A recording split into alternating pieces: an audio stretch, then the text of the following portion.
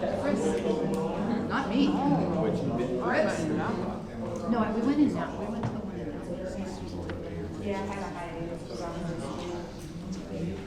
Everybody ready to get started?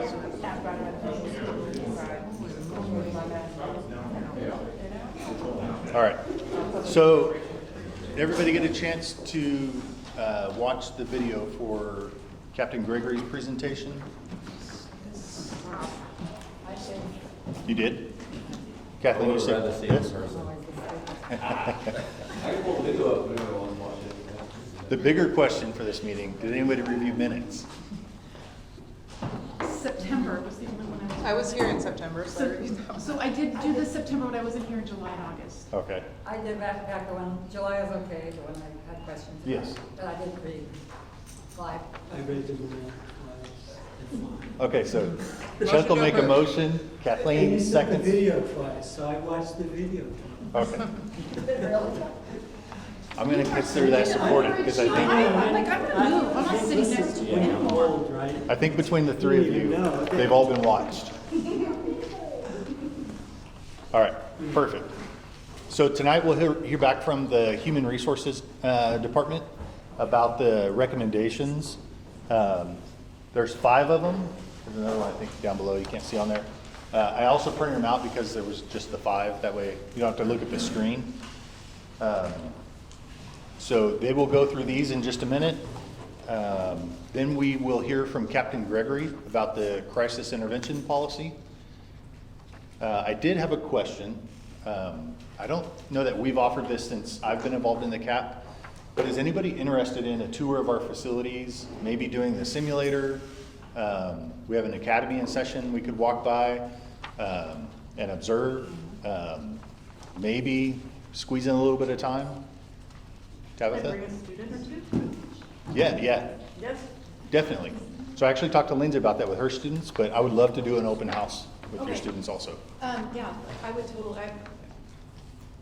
one of the recommendations your officers made was to do more real-world applications and bring students to your facility, so Yeah. I'd like to do that. And it wouldn't have to be participate in everything. If you just want to come see the academy, that's fine too.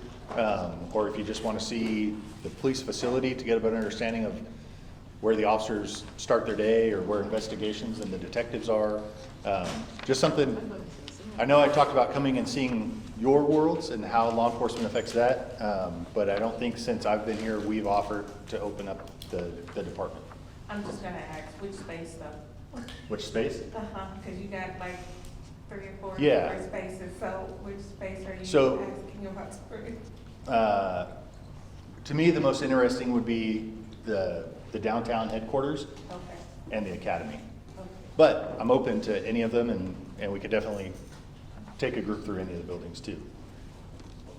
I currently have a couple of field trips to Superior Court, the 7th and the 14th of November.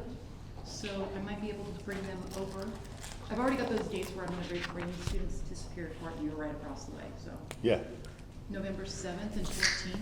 If those dates work for you, I might be able to fit it into, and that's a Friday. That's the only thing is Fridays I don't have classes, so they're easier to schedule field trips. that would work for us too. Okay. All right. Oh, sorry, Chuck. Yes, I would be interested in watching, in observing police officers on the simulator. I've done it myself. Okay. And I'm a total flop, but I would like to see an actual use of the simulator. And I assume it's a training exercise, but. Yeah, I think we could definitely get one of our officers to go through there. Well, yeah, I would like to see a real one, not Yeah, okay. yeah, I think we could arrange that. Good. Thank you. Professionals in it, as opposed to being a layperson. Right, well, but not someone who's just doing it to show. That's what I mean. I want an actual live, Yeah. live TV. And if you haven't seen it, Chuck, you've seen it. Kathleen, have you Yeah. seen the simulator? Sure, he was on it, I saw him. I have not, I would love to see Something it. get killed. So the new one, the brand is Vertra, is the manufacturer. It's a 5-screen one, so there's room to walk into the simulator, but then it surrounds you. A lot of people, when you think simulator, you think force option simulator, like shoot, don't shoot, that type of stuff. Vertra also has training built into it. AC, what's it called? Their courses, V University or Vertra University? I think. They have all kinds of stuff, like interacting with somebody with autism or de-escalation. It's all built into it where there is no actual use of force, but you feel like you're in a room and you're interacting with somebody, and the person running the program, based on your performance, will change the scenario and it'll take different paths. They also have a course, so we could do like briefing training on de-escalation, and then you put officers straight into the simulator and put them through the scenario. There is also shoot, don't shoot, that type of stuff, but it's pretty cool because it's not just staring at one screen like the old one. There'll be people behind you. It's fun. Oh, what times are you thinking about? Are those the 2 dates that you? So that sounds like that's separate with Tabitha's class from Taft College. Yeah. But I could, I would love to tag like on a Friday, I could do basically any time. Okay. So you could kind of coordinate with whatever. Okay. And I can try to fit mine. It would, right now, on those 2 dates, I'm taking the students to Superior Court at 14:15, so then maybe I could just, if the students want to stay, we could go in the afternoon, so I would do like maybe Yeah. a lunch or something and then take them over. Perfect. I can reach out and we can try to coordinate. and then- Yeah. Say some pizza for All my I students wanna, can. I also wanna see the new, I seen the old one. I wanna see the new. Oh, yeah, this is way, way better, yeah. Awesome. Chuck again. Just one Sorry. more thing, sorry. I talked with Captain Ryan, Captain Coker. So this has been a while back, and he kind of indicated that it's possible. But my request at that time was to have a chance to sit down with you folks and look at an actual historical, we went through the process of critical incident reviews Mhm. and the different groups that are involved and how the final reports come out. I would like to be able to look with you all at an actual case that happened. With the information redacted, so no officer information was there, or? Sure. Yeah. Whatever's needed to be redacted. So And- a lot of those are already releasable under SB 1421, the critical, like a officer involved shooting. But you're saying like from the beginning to after the critical incident review board has met and made a finding? Or Yeah. recommended to the chief who makes the Obviously, finding? not go through every word said, but just kind of see the actual process and how you, what stimulated that for me was several times the mention that, well, we learn from these incidents to Mhm. do things better. And I would like to see how that kind of works out. Yeah, definitely. Okay, perfect. I'll look into it and see if I can find one. Thank you. Like I said, a lot of them are already releasable, so maybe it's something we could share ahead of time and then follow Sure, up with sure, that'd be an great. in-person meeting. Absolutely, yes. Before we go into announcements and anything from the CAT, Karina's back there. We had a really busy weekend, so I just want to kind of go over. I thought it was a really good weekend for engagement with the community.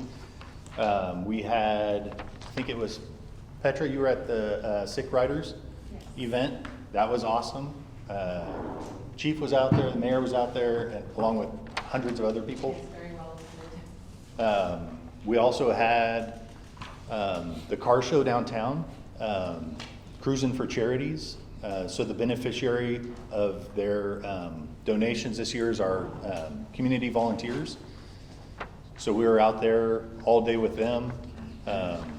Awesome organization. So they'll be following it up with a dinner where they present a donation to our our community volunteers. And then Sunday we had Faith in Blue, where we went out to a couple churches. shared different programs that we had, heard some complaints about issues that people are experiencing. So I think Sunday, I don't know, at least a few hundred people we had a chance to talk with throughout the day. And there were probably, they shared that in each service for Valley Bible, that they usually have about 1,000 people for each service. Yeah, really, really good weekend. So coming up, the main thing I wanted to share is the Halloween event. Has anybody been to that? So it started 8 years ago, and it started just with opening up the police department. It was kind of, not last minute, but just kind of open up the police department with some decorations and kids could come through and trick or treat. And then each year it's grown. So now it's the PD, Human Resources, City Attorney's Office, I think City Manager's Office, Technology Services. So it's grown bigger than just the police department. Now it includes City Hall South going through there too. And then there will be a bunch of food truck vendors. Everything's free. The food's not free, but all the trick-or-treating is free. It still is through the building. So all the hallways are decorated, the offices are decorated, and a bunch of the staff goes like way over the top on their decorations. I think we've had people pay like hundreds and hundreds of dollars for costumes. I think Captain King did that for Captain America one year where it was like movie quality. But if you have $1,400?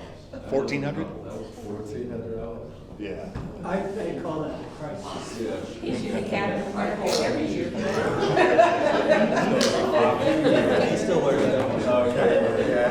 How many got more than one piece out of it? So what is volunteering for something like that? What any CAP members is just volunteering? Yeah, so if people are interested in volunteering with Halloween, we do have people volunteering. A lot of that is like steering people in the right direction. So, you know, you come up to a T intersection in the hallway and sending them one way, or even outside, because there's normally a pretty long line to get in. Out there, making sure people are going the correct way. Part of it is even like emptying trash cans, delivering candy, because all the candy's kind of like in like a candy bank, and we take buckets of it and give it to the different places as it's being handed out. So, yeah, if you're interested in helping us put on Halloween, that would work too. Anybody interested right now, or you want me to follow up? Tiffany? I'm interested, and I'm, like, depending on how many volunteers you need, I know the Criminal Justice Club is always looking for volunteer events. Okay. So if we need like just hands-on deck type of situation, I can get some students. And are you looking for adult volunteers or youth? Both, not young kids, but like I know T's got her group coming out to help us. But like teenagers up to adults. Are costumes required? Optional. Yeah. Maybe not. So for those of us that will actually be working to put the event on, we won't be in costume. We've got some T-shirts that, what does it say, Boo Crew? But the rest of the PD staff will all be in costume. I know Sergeant Celadon has an amazing costume in mind. You already have it? We'll see, I won't get in trouble with that.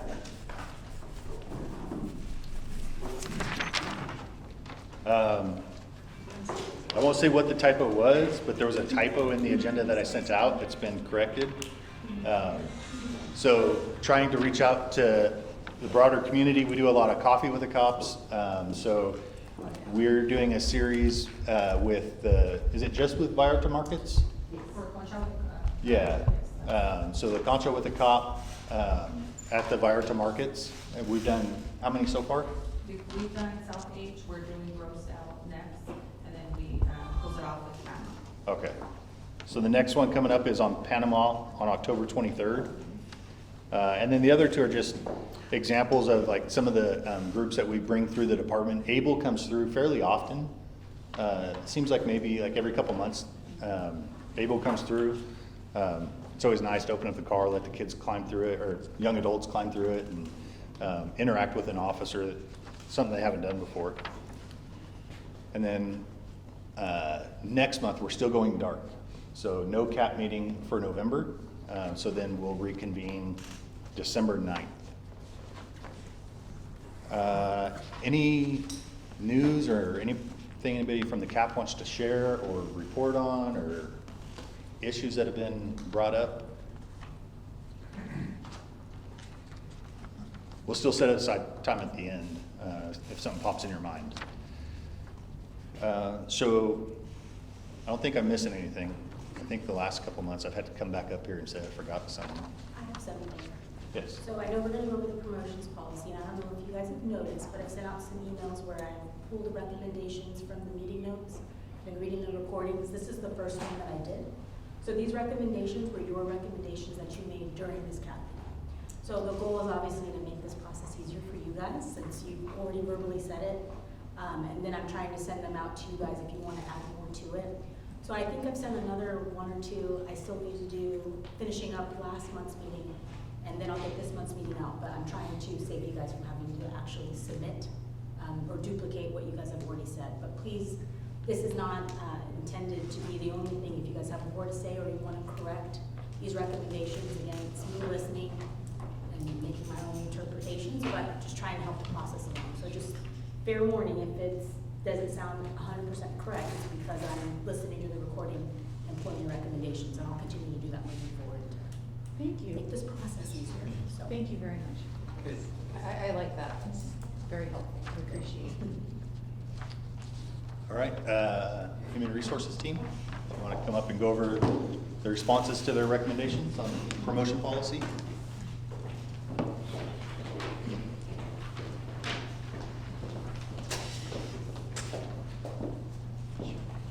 Paper first, I don't want to block. We'll figure it out. They've got the papers too. Good, thank you. Good evening, Christy Tenter, Human Resources Director. I wasn't able to meet with all of you when I presented the policy in July, so thank you for reviewing it and providing comments and feedback. From an HR perspective, it was a little difficult for me to stay with just two options, kind of the accept or not accept. I wanted to, it's a great opportunity to have feedback because they were very good comments in terms of opportunities as we move forward and share information and clarify policies and procedures within our organization. So thank you. Before I dive into those, recommendation, see the training facility. The fact that the city of Bakersfield has a training facility and we have an active academy with recruits who are so engaged, and the level of training that's being provided and the oversight, it's really impressive. And so it's great to see what happens when we go through some of these processes and move forward. So I have to tell you that. Halloween was a little scary for me last year. Don't know if I'll be doing it again. I didn't see Captain America, but that's an aside. So anyway.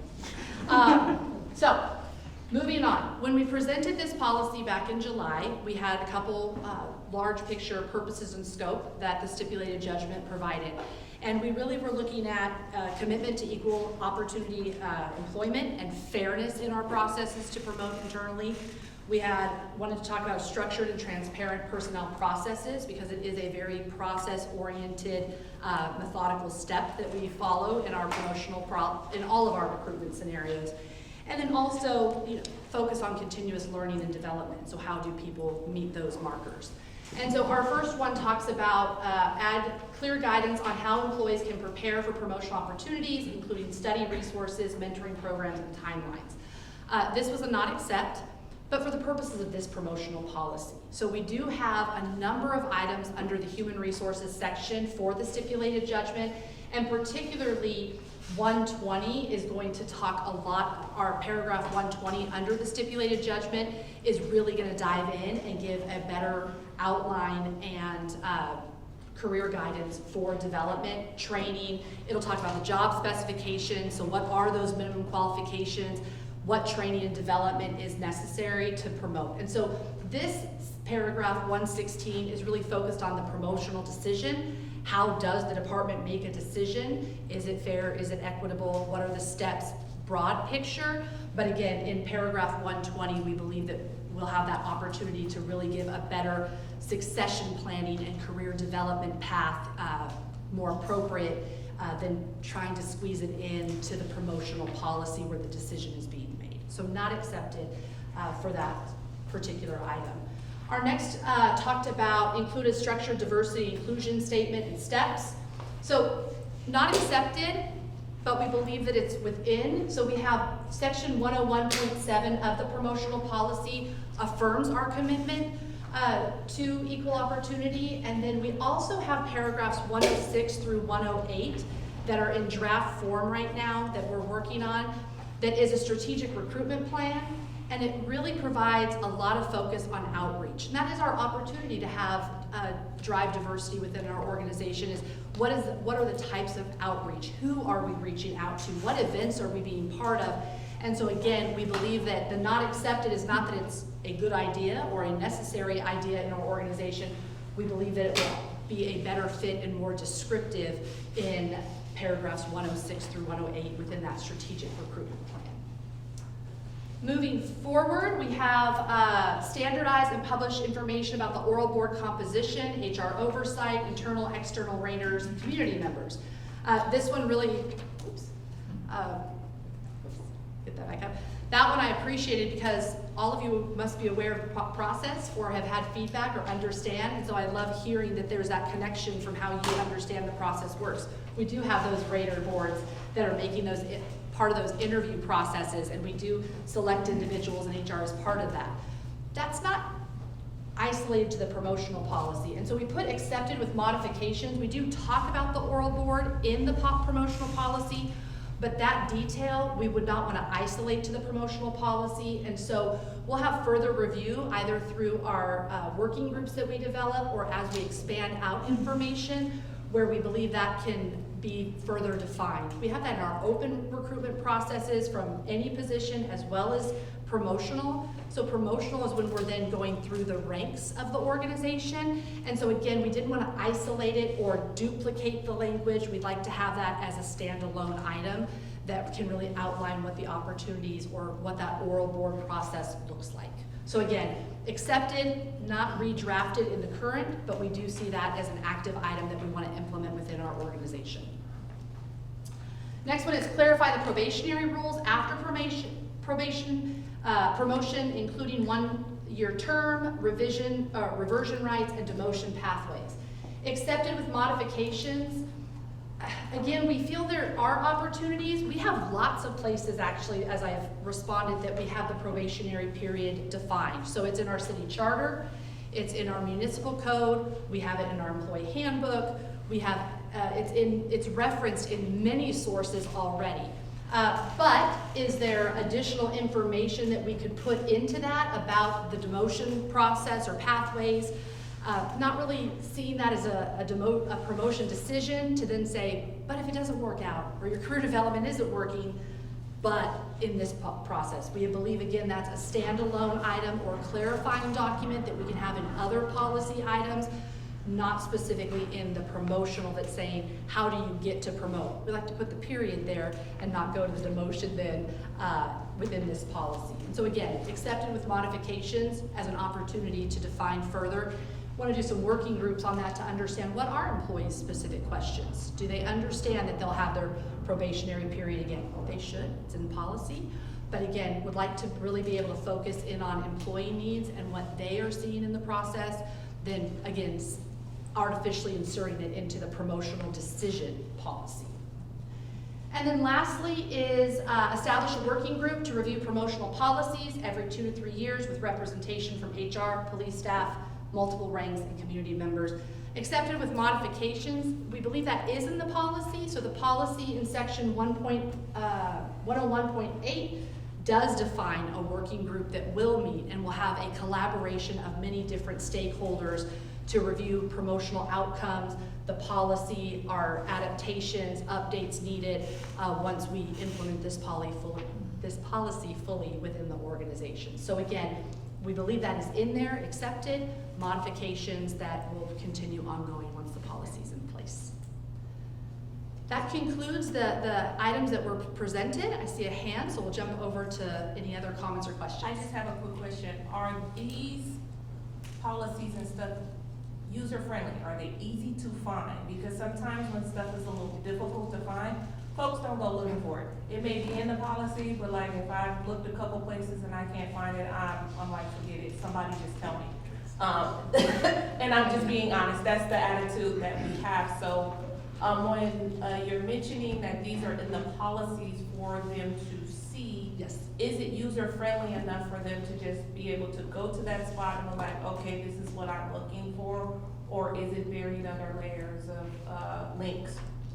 You've worked in government before. Yes, We understand. ma'am. Yes. I can connect with this, yes. So, yes. So let's talk about where our policies are held. So first and foremost, this policy will be implemented in the overall policies and procedures of the Bakersfield Police Department. So first and foremost, those are sent out as random updates to employees. If policy updates are made, then employees are notified that that is there. But where can they reference them aside from that? On the City of Bakersfield's public-facing website, on the Bakersfield Police Department's page, you can just search Bakersfield PD policies. The link will come up. The full document of all policies and procedures will be there.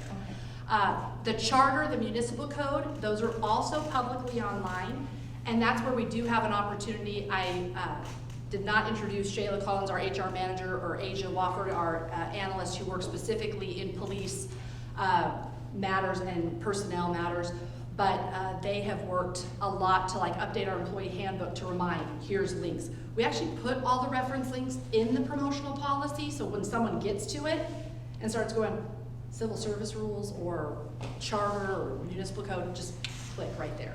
So I do feel that they're easily accessible. All other policies and procedures, administrative rules and regs that are citywide are on the public-facing Human Resources Department website. The handbook, all the admin rules and regs, the civil service rules are all available on those sites. So if you have a computer, yes. You also are encouraged and come into HR, we can print those out for you. If you need any accessibility items, they're available as well. Thank you. Sorry, go ahead. Is the recruitment policy on the website?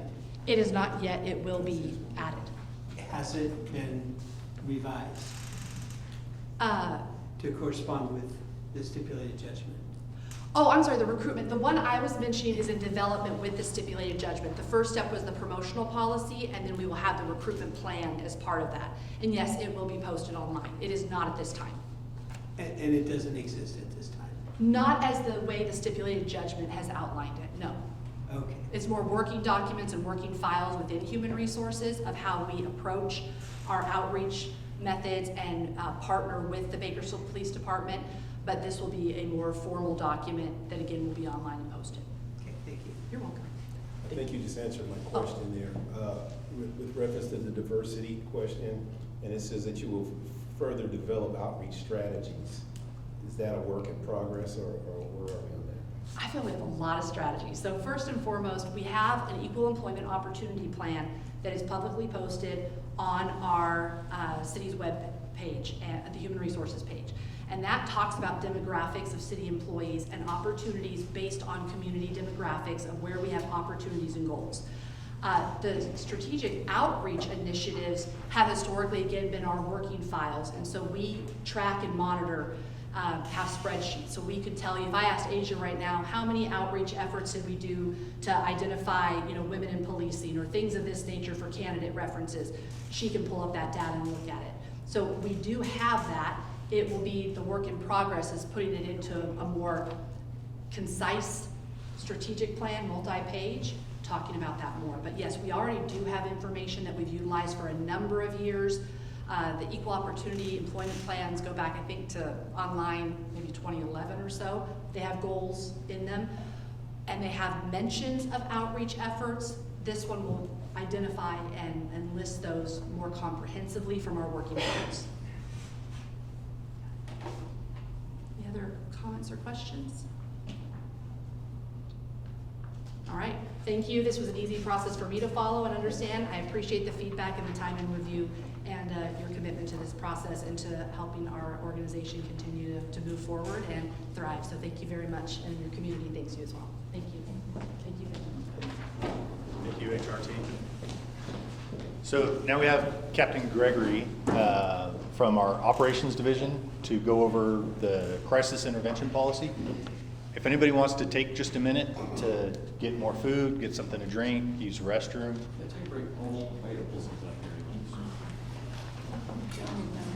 Give you about 5 minutes.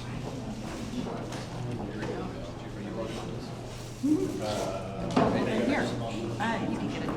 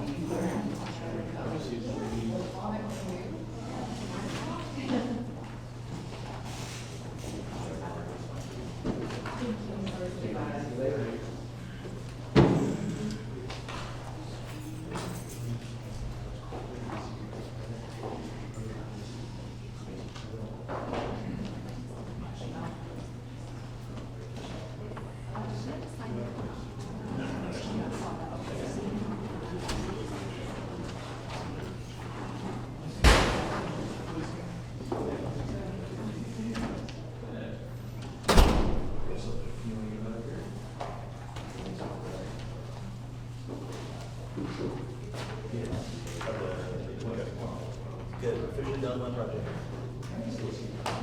Decide what we got our patient on the final day.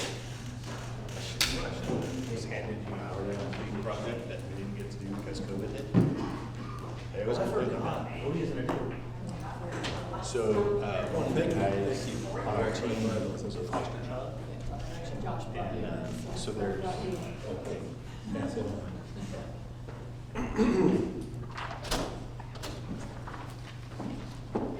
So the end goal is to educate the community on benefits of foster kids. So to do that, we met with a bunch of foster kids and had them do artwork, a lot of those paintings. We had them, we had these canvas bags that we had them paint. We stuffed the canvas bags with information on like how to foster kids and benefits for foster kids, even as adults. Like a lot of people don't know foster kids can go to college for free. And then we're gonna have an art exhibit and give out buy the donations online. And so we're gonna charge to get in and then offer the artwork for sale. And then COVID hit. And we can do it virtually. So would you guys have to do a project or do anything else? I mean, like we had our project, and we had done all the prep work. We just never got to carry it out.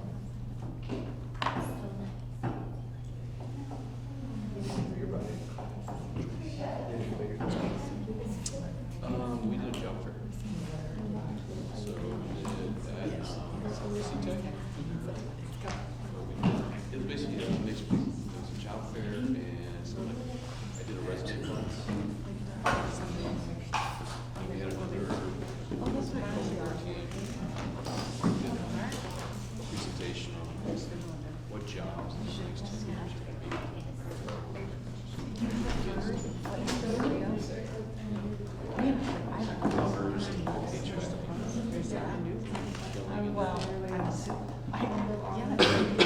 And then what are those per trucks?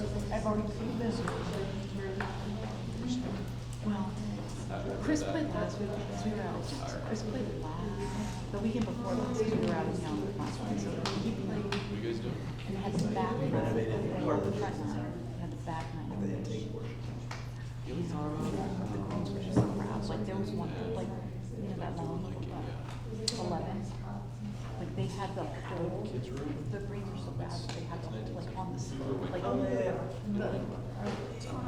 We just did like the one that they gave us. I mean, it was like the size of like so and then we had number hard time with like donations. they take away so maybe they're like number 10 or like number writing for the agreement, I have a water hazard. Yeah, you want to queue that up? I think, yeah, like 16 are supposed to put it right up. Right there. It's already a no green. It's not fair. It's not fair. No, I'll read it out. Like, I'm doing so cold. Well, so Joan sent me a text message, how they opened up his front line, and now they're back. I mean, Chris just. Back and forth, there's someone else who wants to do it in your first. Are you playing Saturday? What time are you playing Saturday? Or do you already have? It's just us. Just how are you playing on Saturday?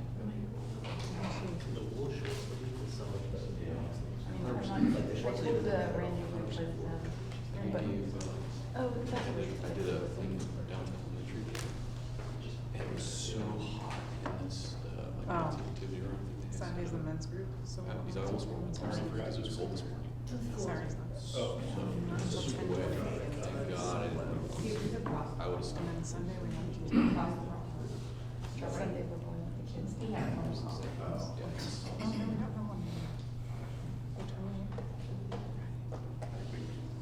Friday. So. All right, everybody.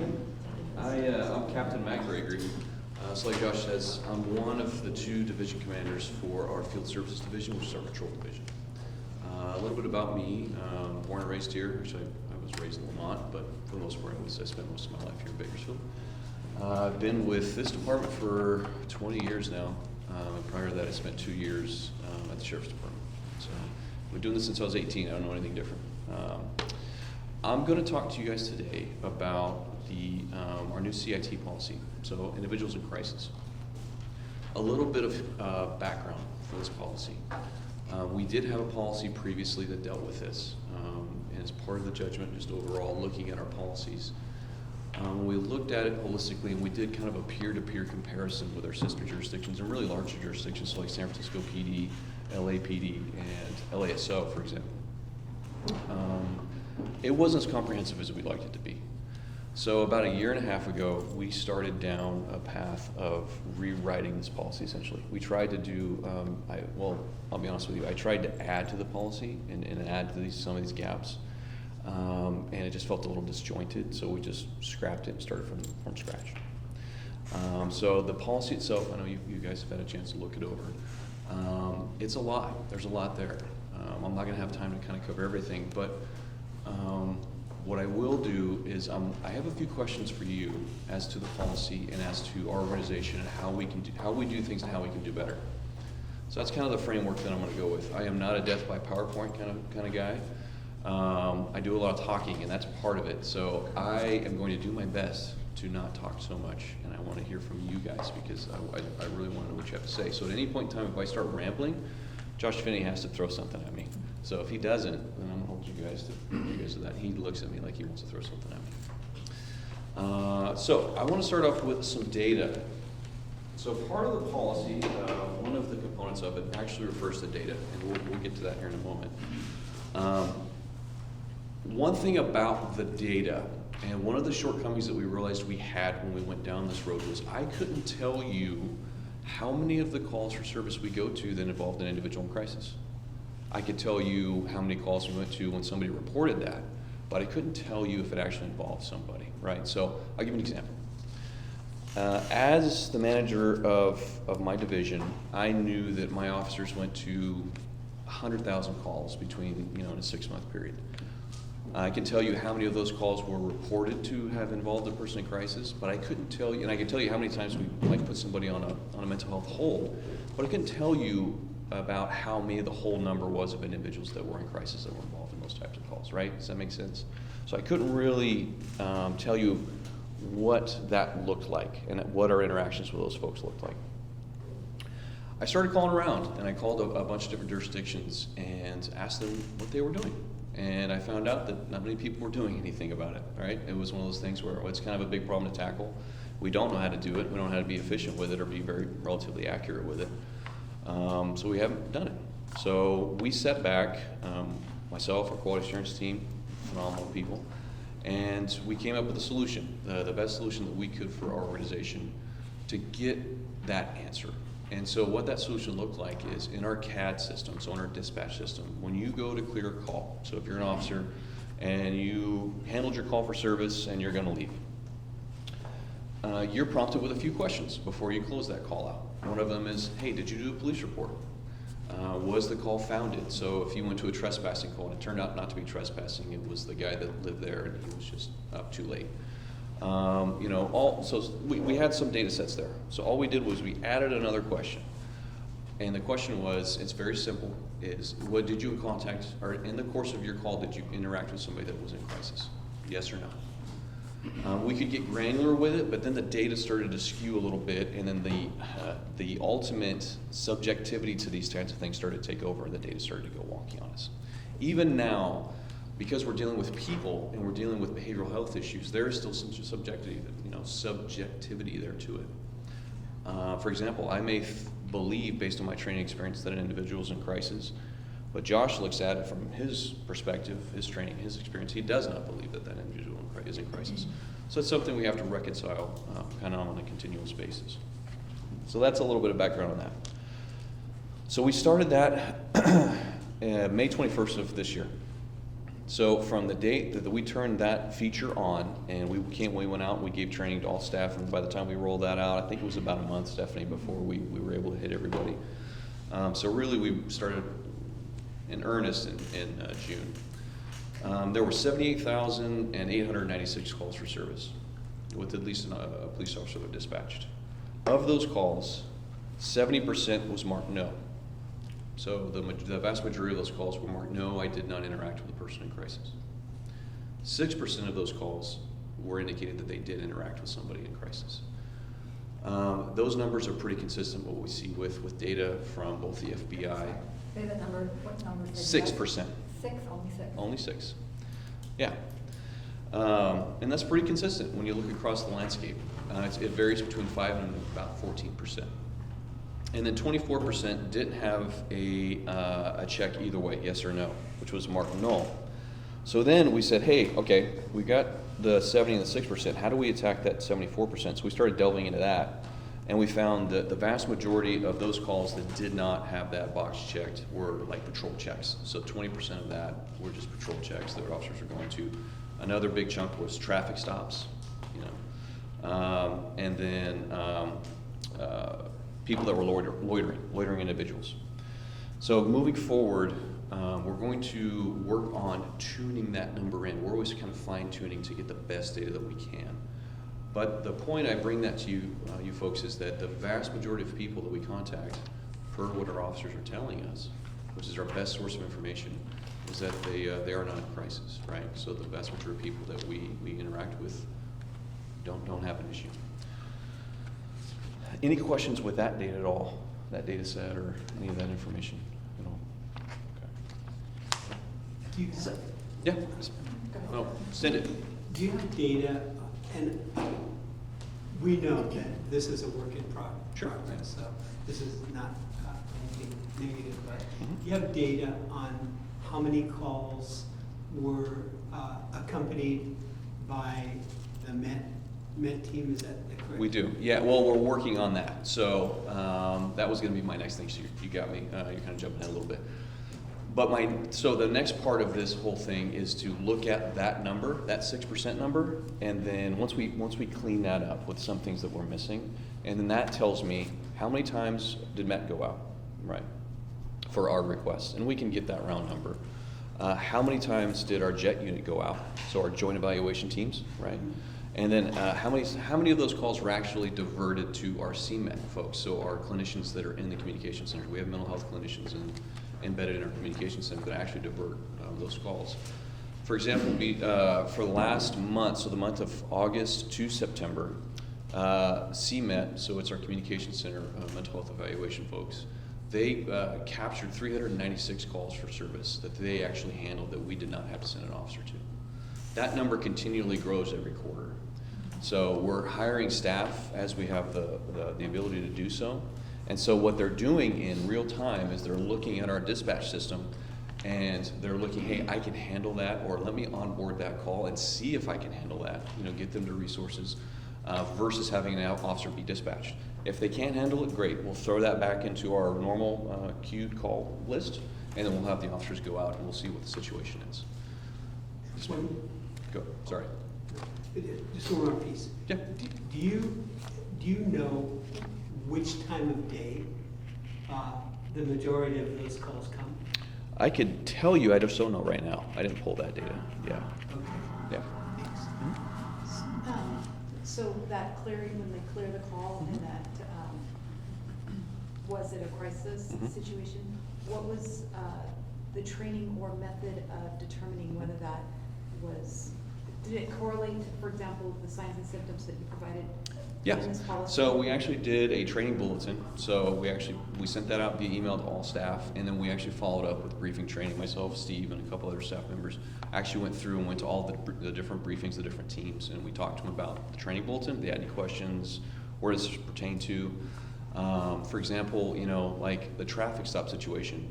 I can tell you right now, we're gonna have to go back and say, hey, okay, I understand this is a traffic stop, but still, did you find somebody that was potentially in crisis or not, But yeah, they were given initial training, and all of this is very new for us, and very new for really any organization. And so that's kind of a continuous thing until we can hone that thing down quite a bit. I'm on, because he had to stand up. Yes, sir. before I get- Ladies first. All right. Okay, so, my question is on one of my, Tabitha's one where I know it's new, and is this a list that they kind of carry with them, or is this a list they have to memorize and kind of like know what that looks like? So it's still a matter of, so you have the list of symptoms, signs and symptoms? Oh, I see, okay. So it's something they have to memorize, right? Because you can't have this long list with you. Yep. But it's still subjective based off of what I remember or what it may look like to me. So that 70% may not, it's subjective on what I thought or what I remembered was on this list, correct? I'm smiling because you're absolutely right. Okay. So let me, I kind of prefaced it a little bit, but this is a very difficult question to answer. Very difficult. I know psychologists, clinicians that have a difficult time diagnosing people, and they've gone to college for this. They have a doctorate in this. And I'm expecting, a 22-year-old police officer to try to do this, and it's very difficult. But that's not going to stop us from trying either, you know what I mean? And so, we're going to talk a little bit about training here in a moment. But we're looking at ways that we can try to take the subjectivity out of it and give a uniform idea of what to look for. And a big part of the policy has all of that outlined, right? And like our training bulletin, it had a lot of those things to look for. And that's therein lies the difficulties in the subjectivity, and that's why this data that we're really starting to headlong into, we're having to kind of lean that in as we go, right? Figure out, okay, where are the gaps? How do we clean that gap up? Is this more training, or hey, does this need like a bulletin, or is this specific call we're not getting the we think correct data? How do we address that? So all of this is happening in real time. And so I hope, and it's my goal that, and I've gotten calls back from other jurisdictions, and they're asking, okay, how did that work out for you? Like, do we need to try something similar? And I'm like, look, we're working on it. But so far so good. I mean, at least I can give a general answer to that. So, certainly. So, would you say that 24% that you spoke on, outside of the one-off, transients, traffic stops, that there is probably a makeup of maybe officers that didn't follow that thorough process? Definitely could be. I have an inclination, and our next step is like our traffic division. One thing about like our traffic divisions, who I spoke to, like they're stopping cars continuously. And then the other thing is a big portion of those folks are on motorcycles, and they don't have an MDT in front of them. They don't have a computer. And so we're trying to figure out how do we close that loop with those folks. I mean, there's 22 officers that just ride motors, I believe is the most recent number. And then also too, we may have missed some folks there too. When we did the training course when we went to all the shifts, and I think it took us about a week and a half to hit every shift. And the feedback was great. I mean, they were like, yeah, I want to know too. Like, I mean, I have this feeling, you know, and again, this all goes back to feeling. I have this feeling that we deal with this a lot. But, you know, what does that mean? You know, what is 6% a lot? Is it 10, 20, 50? I mean, I don't have the answer for that. I mean, that's something for you guys to kind of chew on. But yeah, a lot of that stuff we're trying to clean up as well. And to like follow up, you kind of already spoke on some of the strategies that you guys are like being more intentional and going to get surveying, you know, how they feel, but I think that would be my follow-up, like what strategies are you guys, and it is new, but like this whole strategy, but what strategies are you guys like putting into practice, implementing to, you know, have a more represent what's really going on out there? Yeah, training is gonna be a big part of that. And I'll go into that here in a little. I don't want to jump too far ahead, but there's right now 3 basic training courses that officers go to in addition to their training in the academy. I'll just jump into it now. So every officer is going to, in addition to their training in the academy, is going to be required to go to a 40-hour advanced CIT course. And that's put on by Kern Behavioral Health. So we don't teach that. We teach portions of it, but by and large, that's being instructed by them through actual psychologists and clinicians, folks that this is their life. And they walk them through all of the nuance of this. And they hit an unbelievable amount of topics. And Assistant Chief Burdick, he really, you know, got that ball rolling. So I don't want to take too much of the credit from him. He deserves all of that. But we're hoping in the next about a year and a half, because we can only put one on every 6 months. We got doctors and their schedules. But within the next year, we'll be able to get every officer done. So far, I think we have 3/4 of the officers kind of captured, Chief. Yeah. Huge lift that we did. And that course involves not only lecture, but in-person activities, right? So scenario-based training, all of that is done in that course. It's a very, I tell you, when you get done with that course, you're tired. So you have that.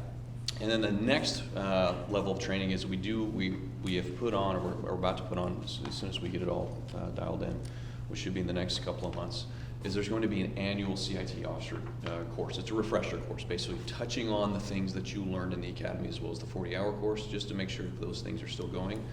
And that also gives us the ability with that annual course is if things change or if strategies change, tactics change, we learn new things. You know, something that was recent development, there's some psychoactive drugs that can, you know, make you feel a certain way and have you react a certain way. That's completely new, like we've seen in the last year and a half.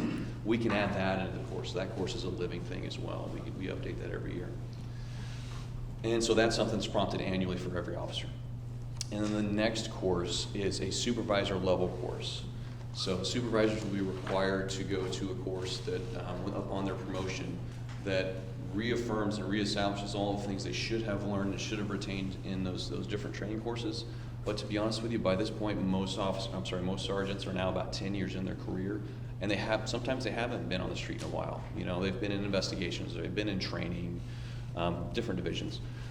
So it's good for them to get that refresher course and go through a lot of these signs, symptoms, and then also too, you know, as a supervisor, what are your responsibilities in these types of, you know, issues? You know, you shall, whenever feasible, go to these types of calls. You know, we're outlining all of these things. You know, what do we do with firearms? Do we seize a firearm? How do we seize a firearm? What's the legal authority for us to seize a firearm if it's involved? All of that stuff is kind of captured in there. And so it's kind of a multi-tiered approach to the training. And, you know, and that's all in addition to the officers going to training courses kind of on their own. That's just us saying these are the courses you're going to go to. So I say all that to say that through the aligned training courses with all the principles that are flowing through, all the same principles that are flowing through the different courses, that we're hoping that, you know, we're really establishing that universal baseline of understanding of what this looks like. Question. Sure. So you mentioned that you're in the process of cycling all of your existing officers through this CIT training. Yes, sir. But I didn't quite get a clear understanding. Say your academy graduates, do they receive that in the academy, or do they wait till they're out on the street? They don't receive the whole 40-hour course. It's just, I believe it all because the CIT training, when we train about 12 hours of just CIT training in the academy, but they get a lot of it through their use of force training, right? So a lot of their simulations, a lot of their examples are dealing with a person in crisis. How do you de-escalate with this individual? We're not only that training that they get in the academy, once they get out of the academy in about 6 months, they go through the 40-hour course as well. So the idea being, let me take a step back with the 40-hour course and new hires and new cadets. The question became, and the debate that we had back and forth was, when do we put an employee through that class? And if you listen to the experts in the field, the psychologists, the clinicians, they will tell you that they want to have the officer have at least a fundamental foundation of experience in law enforcement before they send the course. Example, I send a kid, a 21-year-old kid, graduate of the academy, which is what I was back in the day. I put them through the academy, and then I immediately put them into the 40-hour course. As they're being taught all of these principles and all of these situations, they don't have an experience to revert back to, like a real-world experience, generally speaking. I mean, some of us have personal experience, but in terms of being an officer, they don't have a lot to draw from. Now, if you wait 6 months, you get them through their field training program, and they're under the supervision and under the protection of the field training officer, they have seen a lot of these things in the real world now, and now they can, a lot of the principles that are being taught in the 40-hour course are now clicking in real life. And the information that we're seeing come through is that the training is more meaningful and beneficial when they have a little bit of experience. So right now, that's the goal, is within about that 6 to 8 month time frame window when these kids come out of the academy, we put them through this 40-hour course, and they're able to tie a lot of these principles back together into experience and apply them more effectively. Okay. I wanted to loop back around to your data collection, possibly. So is it just when they clear a call, they give a verbal response? It's to check the box, yes or no. Or check the box. Is there any follow-up with a corresponding report that may have been taken based on the incident? Is there an ability that, again, maybe you could add a crisis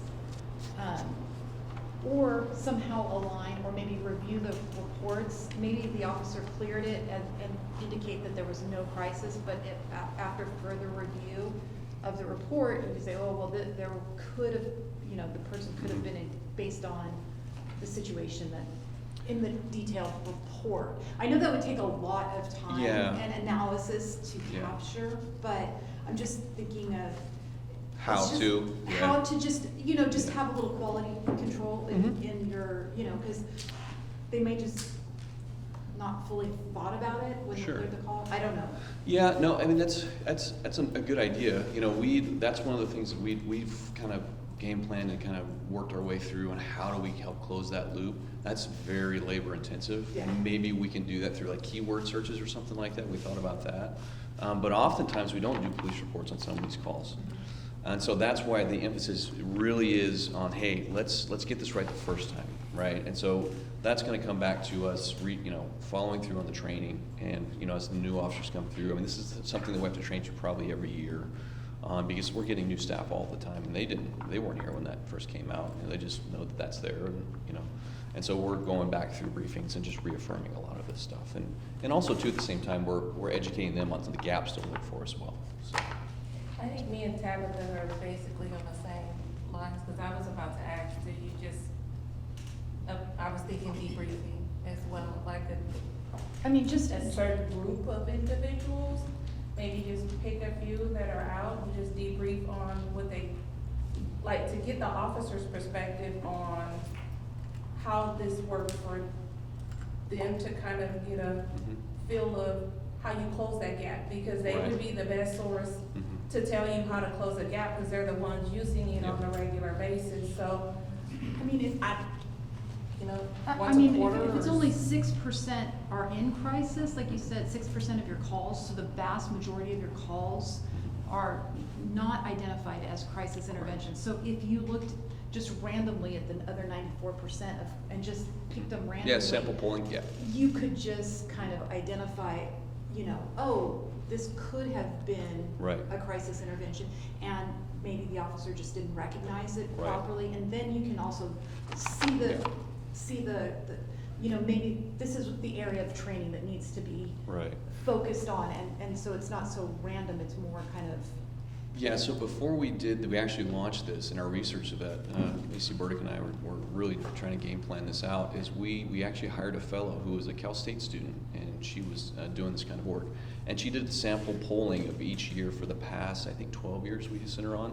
Poor thing, it took her forever. But we found out that it was between 8 and 12% would, on keyword searches, were somebody that would appear to be in crisis of the geos that she did. Now, that's just a sample polling. I don't remember what we did, but, and again, we're seeing that kind of the same way. The closest agency that we have that's doing something similar is Albuquerque, and their highest year that they see with individuals in crisis is 12% annually. And so they've had spikes of up to 14 and 16% in the years they've been doing it, but generally speaking, their highest baseline, their highest band on their Bollinger Band is about 12%.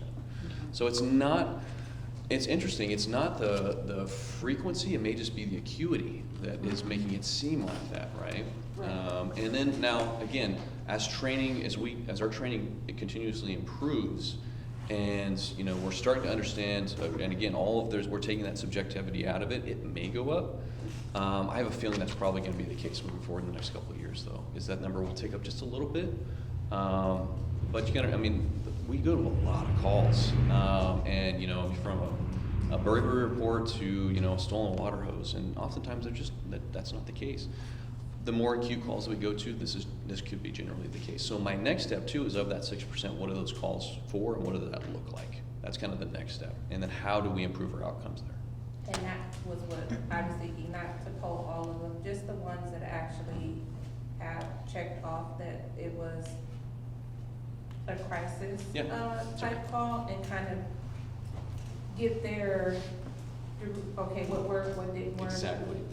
And that would give you a little more accurate data on how to kind of tweak the rest of the stuff, because now you have the people that are doing its perspective on it. So not all of the calls, but Right. just those, that yeah. small section of folks maybe implement. I don't know, that would be left up to you guys how often you do it, but just some type of debrief on what's working in those calls. And that could also be random selection if you so choose, but to get the officers first-hand knowledge of, okay, this works, this didn't, can we try this or that, and you may get a better overall kind of policy and training from that. Yeah, I mean, we're really tackling the how, but we can't forget the why. Why are we doing all this? And that's one thing that we're really emphasizing in the training is, and this will be part of the training as we go forward, especially the annual officer training, to give them real up-to-date data.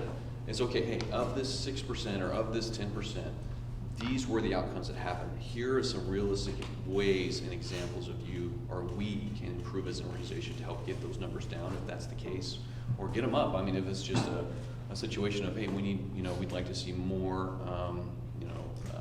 more improved coordination between current behavioral health, like, more coordination with MET, or, and hey, we obviously want to see less incidents of uses of force. We can drive to that information based on the data. We're just really getting to that point now.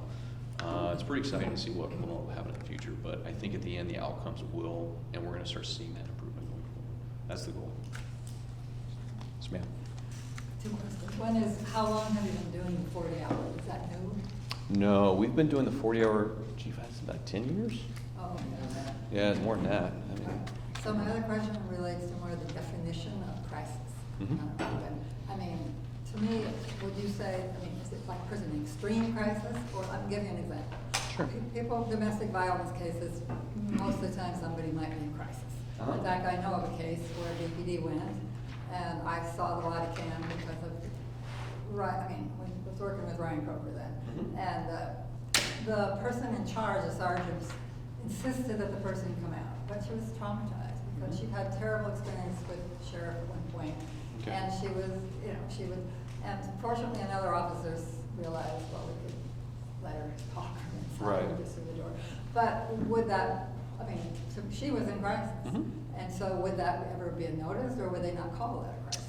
I will tell you the definition that's in our policy of what a person in crisis is, and I will work off of that. Person in crisis. A person is a person whose level of distress or mental health symptoms have exceeded that person's internal ability to manage his or her behavior or emotions.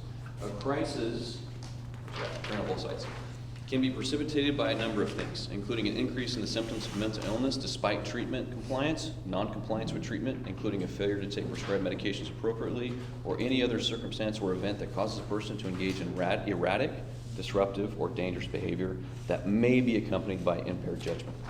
So that's a lot there. But I will submit to you this, in summary of kind of all of that.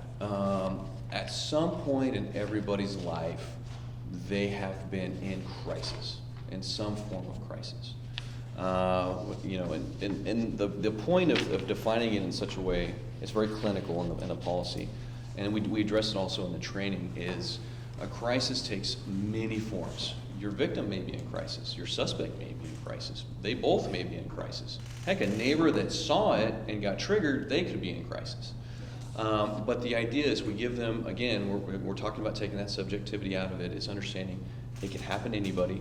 Here's what you're looking at. Basically, whatever the stimuli was that they've encountered has triggered them to, it's overwhelmed their internal ability to manage their own emotions. And what does that look like, right? So that's where the training comes in. We talk about the 40-hour course. We have people that have, been diagnosed with these issues before, and they say, hey, when I see a car crash, I get triggered and I have an inability to control I get jerky, or I start rambling on and I just have incoherent thoughts, or I may hear voices that tell me to do things. And so the crisis in and of itself is a very deep thing that can take on many different forms for many different reasons. And so we really want to make sure that we're trying to do our best to quantify that. But to answer your question, it could be a lot. Yeah, so the officer should have, they would have recognized you as in crisis, the one who let her talk from inside till she calmed down, Yeah. would have done the right thing. And the other who would have done the thing to realize it's a crisis and try to mitigate the crisis. Yeah. And the one who insisted she come out, which, someone justified to me, but I didn't agree. But it would be because I know the person, Sure. after talking to them, that it was a real crisis. So, Mhm. so I guess I'm saying that if a person is aware, then the person who let her stay inside would have marked down it was a crisis. The other person might have said no. Sure. That's you are absolutely correct. And one of the things too that I'll point out about the policy is we really outlined and we really delineated your response to a person in crisis. So what does that look like? We talk about communication. We talk about de-escalation quite a bit. We talk about communication, rapport building. How far do I stand to somebody? Turning your radio down so it's not so loud and intimidating, right? A lot of that stuff is really built into that policy, and as well as they're reinforcing the training that they get in all three phases going forward. Yes, ma'am. Yeah, I just had a quick question. I want to come back to the 24% and just correct me if I didn't understand properly. So a lot of times a report wasn't written, or they just, it wasn't a valid call, or that 24%, it says they didn't have the CIT disposition, but the data is blank or null. Yep. So that just means, I guess when you rolled out this training to the officers right before you started collecting all this information, was there ever any discussion, if you truly don't know, you should mark X? Because I'm sure there's been so many times where an officer really didn't know, and so they just, is that what that 24%? Because that's No. a quarter of your data, Yeah. So it's No. what does that mean? So part of this is we're reevaluating is do we put an unknown there? But again, we need to figure out before we do that, what does that mean? You just don't know what that is, or you just don't recognize it. Right. And then we're gonna have to retrain to that. So that's a good question, but looking at the numbers, I can tell you just from being a police officer this long, most of the traffic guys aren't doing it. I'll tell you right now, that's just not happening. They're stopping cars, they're doing their tickets, they're doing their thing. And that's something that I think training can really clean up. So about 23% will get fixed that way. Your MET dispositions, oftentimes when officers, they call for MET, and we talk about that quite a bit in there. They do the handoff to the MET, the warm handoff. The MET person the clinician takes the individual and they go on. There may be some confusion if MET's going to notify us that there was. It's obviously about person in crisis. They obviously should be doing something about it, right? And so they're not checking the button. Maybe that's the case. There's a lot of answers I'd like to get, but I do think the unknown thing is definitely a possibility. I just want to make sure that we give clear direction to them on what does that mean. Because again, we're still, as we go through and cleaning up a lot of this data, some of this is easy, some of it's going to be a little more difficult, and it's going to require a little more training. And we want to just be thoughtful about that before we roll that out. So, Thank you. Or whoever. Just start yelling at me. Yeah. Regarding that 24%, would you ever make that a mandatory field, or would you think that that would be detrimental to the results just because someone might check it? So it is a mandatory field, actually. And so what's happening is, and this is why I'm saying, like, for example, the motors, before you clear that call, you have to put something in there. And that's why I think most of, like, the guys and gals on the motorcycles or things like that, they're not doing it. The other big thing too is, you're a police officer, and when you're on a call, say you're on a burglary report, and for whatever reason the person was in crisis, we'll say, then an OIS happens or a shooting happens. You just jump in your car, you get on the radio and say, I'm going over there.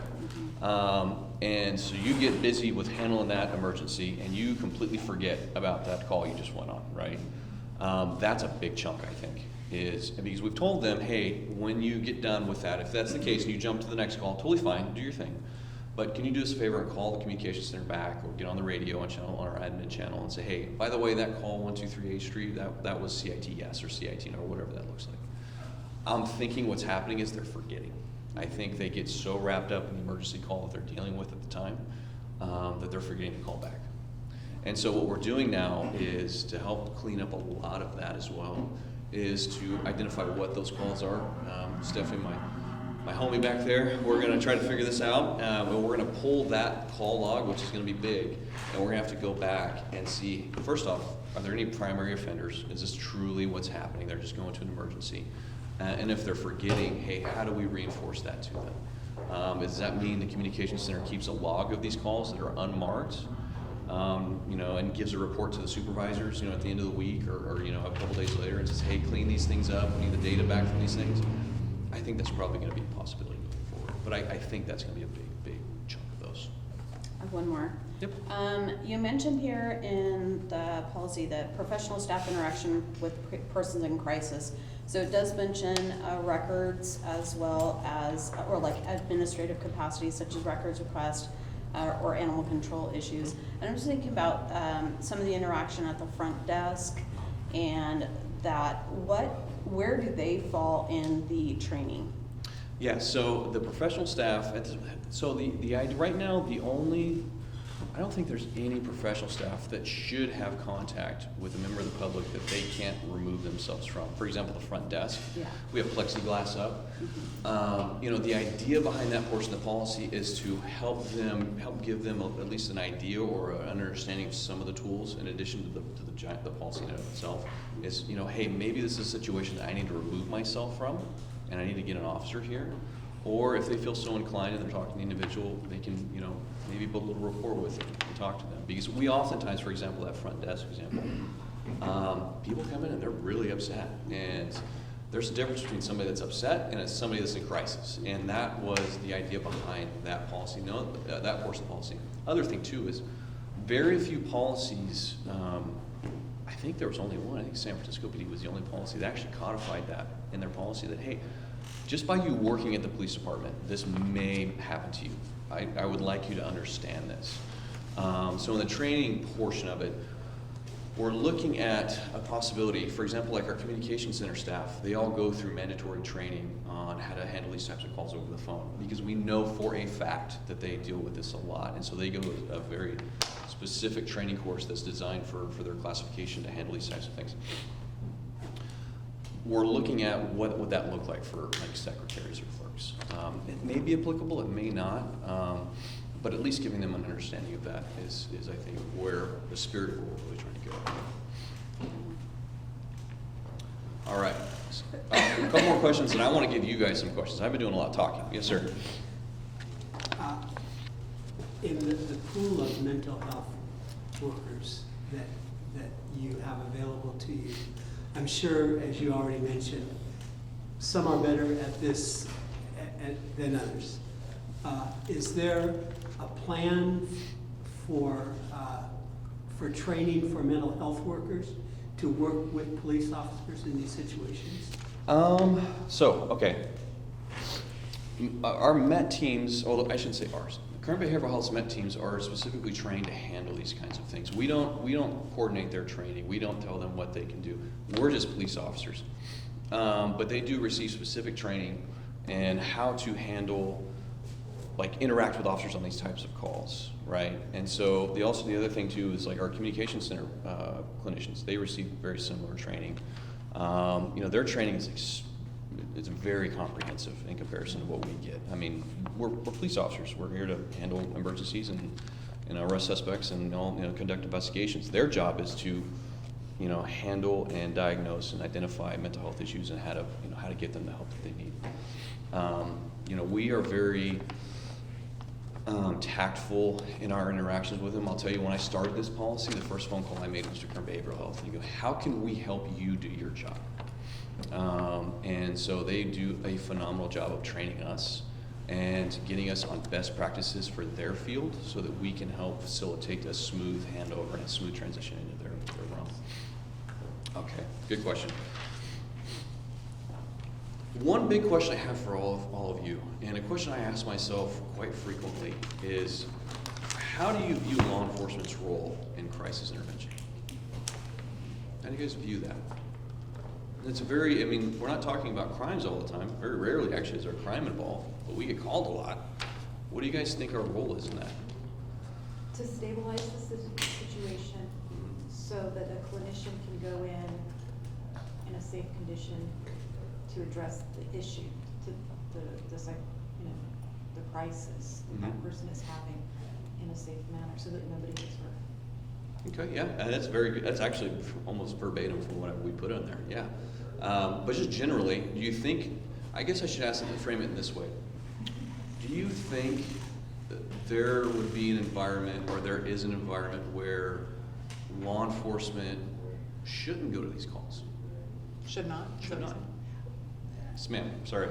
I'm always conflicted with that question, because I've asked myself that question a few times. Because officers are trained for enforcement, however, with the increase in mental health and some of them getting violent,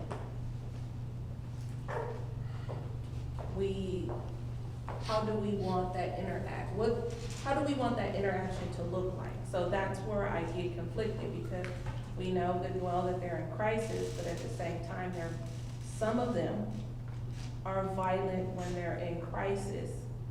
So which one should it be? Should it be the de-escalation portion of that officer you're looking for, or the enforcement of that officer you're looking for in some of those situations? So I can honestly say, for me, I am conflicted with what role the officer should be playing when dealing with somebody, especially when they're dealing with a mental health crisis. Because I have to put it personally, if it was me and somebody was getting violent with me, you need to do what you need to do to help me. But at the same time, it's like, we as a community look at it, but they weren't in their right mind. So how do we assess those two, and what role you should be playing in that? So I'm gonna be honest, I'm conflicted. Okay, that's a very good answer. My heart's conflicted as well, I'll be honest with you. Sir? I think to the component, and again, you kind of like said that you guys are already looking at putting that into practice, but a little oversight over, back to the 24, a little oversight over the calls, just to double check, hey, you left this, even if it's just an officer. I think that would be a little bit of insurance, of minimizing the chances of that being like one of those, oh, I'm just not sure. Or just like you said, they would go from one call to the next. So yeah, I think you were already talking about possibly implementing that. I think that'll be good, as an added measure, like, okay, let's try to limit, the chances of things going getting south. busy. Yeah. The side of it's really quiet. What do you guys think about it? Well, your question is very, very, it's difficult to say yes, no, or whatever, but at this point, you need to load up your officers with all the tools that they could possibly have to respond responsibly. Yeah. And I don't think it's gonna go away tomorrow. And until there's a better way to resolve these situations, I think just supporting your officers and equipping them as well as possible. Yes, ma'am. I think it's hard because like suffering from some sort of, like having a mental health crisis isn't a crime, you know, and Exactly. so, but where they can escalate and where they can get violent, and then we want officers there, but we want them to de-escalate, and we want them to just create this, you know. Could the officers escalate it just by being there? Yeah. Yeah, exactly, Yes. exactly, and so, and we also can't have it both ways, you know, like, we get really frustrated when an officer shows up and then the scene does escalate, but then we also want an officer there because it could escalate and become violent, and we want someone there to protect the public, so it's really difficult, for everybody, Yeah. I think. Yeah, sir. Sorry, one more other questions. You know what, you get a pass, John. Go ahead. I get a pass? You get a pass. I think, we had a discussion about this after, the Walmart, Oh, yes. the Walmart incident. That was gonna be one of my next questions. Yeah, in regards to, from my understanding, because I didn't know until, after that meeting, we had been given some clarification, but Met is they're only on like a certain time of the shift, right? So I think, and you know, even in the community, there was even like a big discussion about potential funding towards that. And has there been an ask from, based on your knowledge, from BPD to city council or in regards to expanding the Met? Because I mean, honestly, I don't think that too much of the community would be against that. Yeah. But has there been like an official, like we're trying to expand this? I can tell you that's probably in the top 3 or 5 things that we asked for, you know, moving forward, in terms of like partnership Yeah. stuff, for sure. You know, it is 2 things, and I've worked with some phenomenal clinicians, God bless them. There's 2 issues there. One is obviously funding. It's very difficult to, it's a hard job to do, first off, and so just recruiting those folks is very difficult. And so they are always dealing with a shortage of clinicians. And the next thing is, you have a large chunk of them that feel it's too unsafe and they don't want to do it. And so it's completely voluntary to be met, to go out into that job. And again, you know, I give them the utmost respect. We've worked with some phenomenal people over the years. But it's tough. And it's tough to fill those roles. And then also too, we're dealing with, you know, current behavioral health pipelines. They've got their own things they've got to do. And so we're always going back and forth. Yeah. And hey, and I tell you right now, for our site, it's like, we need more people. Give us more people. And, you know, they're like, okay, hold on, we'll get you when we can. But yeah, you're 100% on the point. That's one of the few things. And even these CIT trainings, like, have you guys possibly explored other trainings in this field that might qualify an officer, you know, to be able to fill some of that, you know, gap? So there's an issue with health and, I should say, mental health diagnosis and in law enforcement. There's a couple things. One is the training to be able to get the certifications to do the diagnosis part, and you know, that kind of thing is huge. And then also too, we gotta understand, okay, what is our role here? Because if we're gonna diagnose somebody, I mean, I'm not really acting as a police officer anymore, I'm acting as a clinician. And so the idea being is, hey, let's leave the field to the experts. Our expertise is law enforcement, your expertise is mental health and behavioral health, and we're just gonna figure out ways of partnering with anybody. The Met unit, I mean, there's so many departments that don't have anything remotely like that. And we are immensely blessed, and it's our job to, you know, get funding streams back and forth to keep that alive. Yeah. You know, so, but yeah, I mean, like, at the end of the day, do I think that the vast majority of calls Met should or can be handled by themselves? I mean, 988 is a thing. You know, I don't know if you guys remember, but you know, the governor signed a law that said, hey, you know, we want to have civilian behavioral health clinicians go to these calls. And 988 was a big part of that. You call 988 instead of 911 for a crisis. There's a huge issue with that, the safety issue. They don't want to send anybody to that thing. It's too dangerous. Again, going back to the double-edged sword here is, you know, where do we fall in line with that? And to kind of wrap that up, you know, there's a couple things to your point. Has there a recommended crime been committed? Yes or no? If no, okay, that's interesting. Is the individual a threat to anybody else, right? So you may not have committed a crime, but you're walking down Truxton with a tomahawk and you're talking to yourself, okay? You know, and can another, either a behavioral health expert or a CIT trained officer, because we emphasize that quite a bit in the policies, having a CIT trained officer respond. And in a very short order, it'll be everybody. But have a CIT trained officer respond or a professional respond to help bring the tools to that situation that can resolve it. And at the end of the day, if you don't have a crime, and if they're not being a threat to anybody else, it is okay to leave. It's okay to leave. Leave them in their house, right? I remember vividly, this is a situation that we encounter frequently enough that most folks have dealt with it. We got a call for a suicidal subject. I was a sergeant, a patrol sergeant, a fairly new one. And this lady had called, and she said, my husband was suicidal. He went to his room, we got into an argument, and I heard a gunshot go off. Okay, so we get there. By that point, she'd come out, her kids had come out, they're adult children. And so we are talking to her outside. What happened? What's going on? Where is he? Is he okay? Have you seen him? All these things. Nope. He deals with a bunch of different issues. He was in the military. He was a Special Forces veteran. The VA's been giving him the runaround. He finally broke down tonight. We had a big old argument. He grabbed his .308 caliber bolt gun, which is a giant rifle that will go right through our vest and out the back. And he went into his room, and we heard a gunshot. I don't know what happened. He closed the door behind him. We didn't check.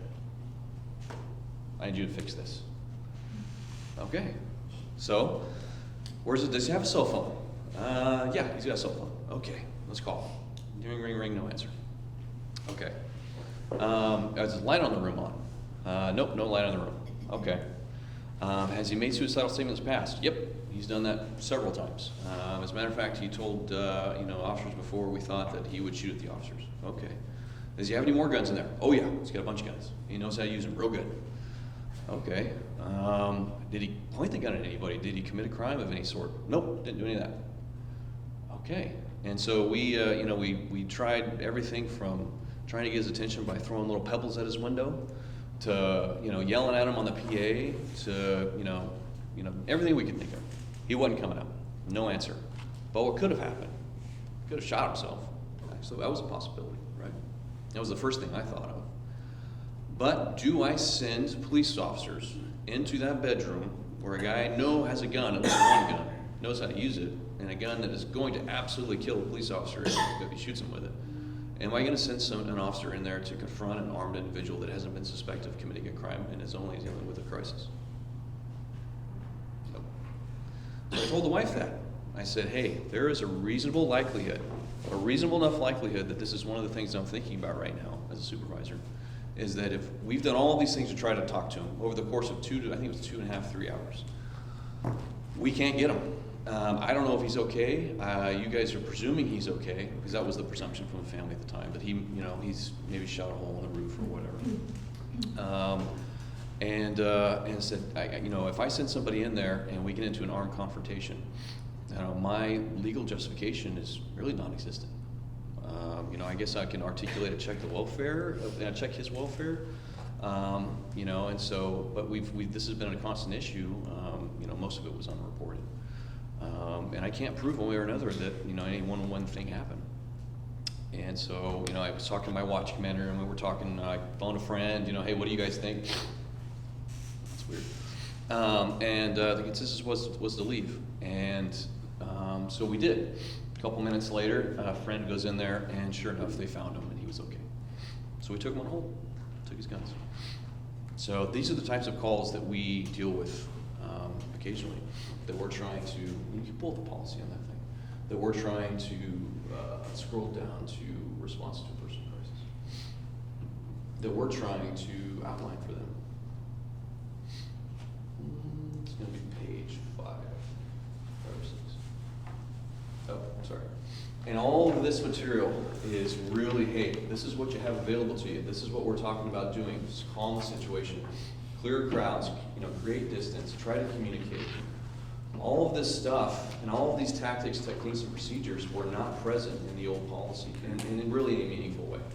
And so we really wanted to codify that and answer as many of these questions as we can. Is if we go to them, this is what we should be doing, and in an attempt to de-escalate the situation and get people the help that they need. So, My next question for you folks is, what are your thoughts on situations when somebody who is in crisis has committed a crime?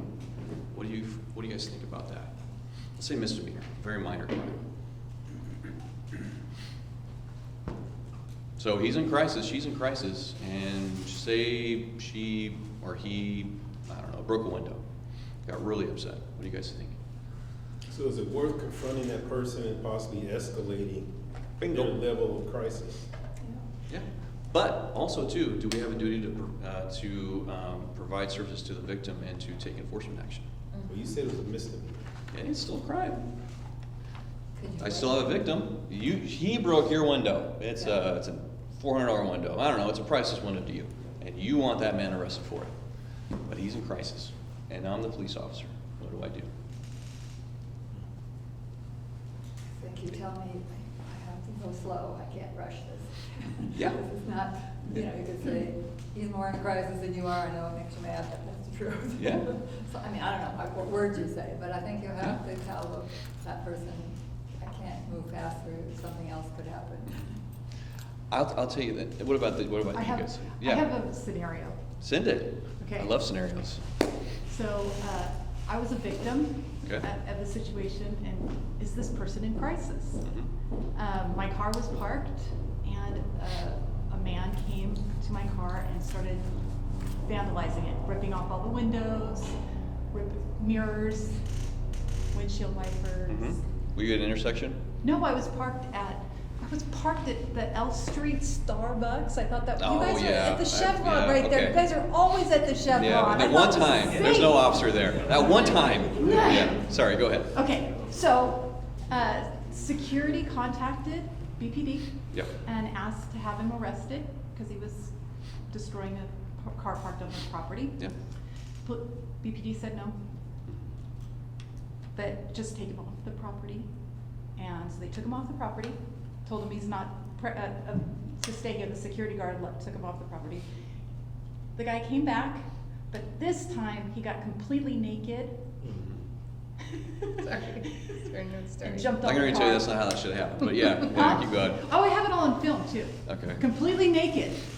I believe And you. that's when Yeah. police, so that was probably the tipping point. I think the nakedness brought Yeah. it to the crisis. I'm being. I know, I see what you're saying. This was a situation where, you know, he was obviously acting at some point, Yeah. you know. He was committing a crime, a Right. misdemeanor, right? He was committing a crime. But you were a victim. Not to to property. Yeah. So it was just a property crime. Sure, yeah. But it wasn't until You got naked? it kind of went up to, Yeah. he got completely naked, and then he was in the middle of the L Street parking lot, on top of the roof of my car. Scroll down to arrests. Yeah, so one of the things that we codified in here, because that was a situation that we brought up, how do we deal with this, right?